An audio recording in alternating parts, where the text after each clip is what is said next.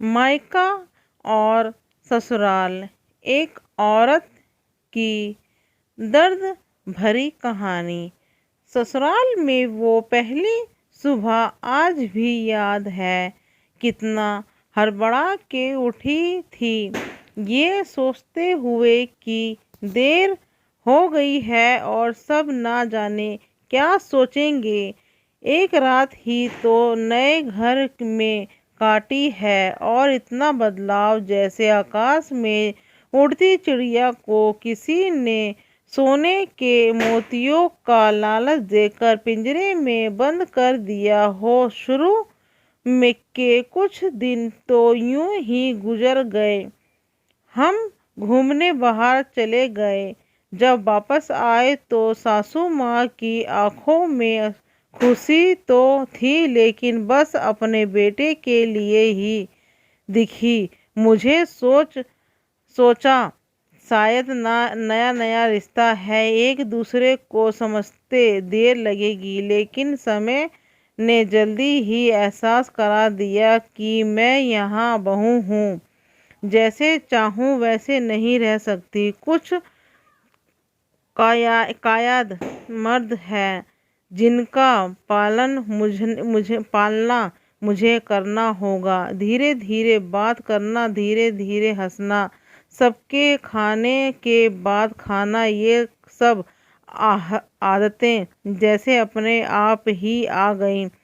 घर में माँ से ही कभी कभी ही बात होती थी। धीरे धीरे पीहर की याद सताने लगी। ससुराल में पूछा तो कहा गया अभी नहीं, कुछ दिन बाद। जिस पति ने कुछ दिन पहले ही मेरे माता पिता से ये कहा था कि पास ही तो है, कभी भी आ जाएगी, उसके भी सुर बदले हुए थे। अब धीरे धीरे समझ आ रहा था कि शादी कोई खेल नहीं जिसमें सिर्फ घर नहीं बदलता, बल्कि आपका पूरा जीवन ही बदल जाता है।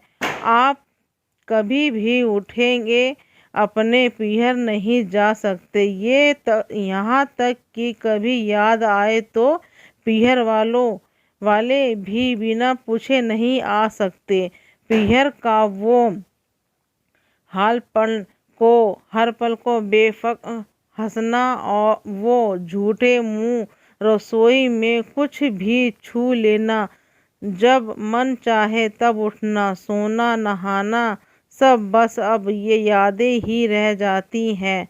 अब मुझे समझ आने लगा था कि वो विदाई के समय सब मुझे गले लगा कर रो रहे थे। असल में मुझसे दूर होने का एहसास तो उन्हें हो ही रहा था, लेकिन एक और बात थी जो उन्होंने अंदर ही अंदर परेशान कर रही थी कि जिस सच से उन्होंने मुझे इतने साल दूर रखा, अब वो मेरे सामने आ ही जाएगा।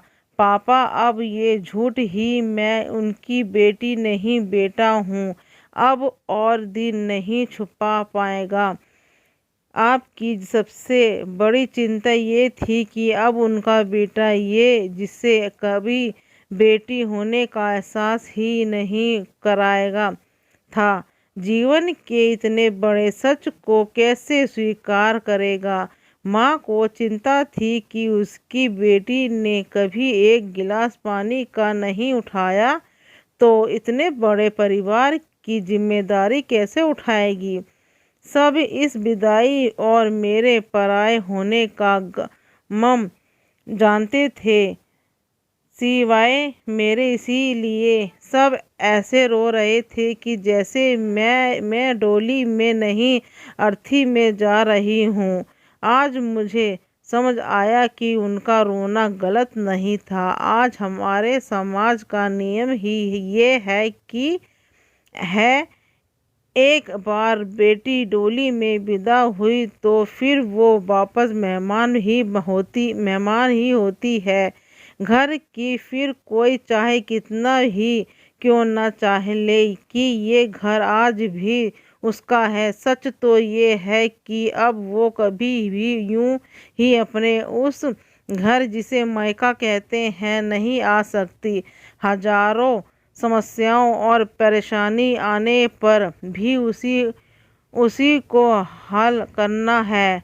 हंसते हुए गम छुपते हुए क्या तपस्या से कम नहीं है। अनजान जगह को सुधार करना, अच्छा बनाने का काम करना, क्या कहेगा आप।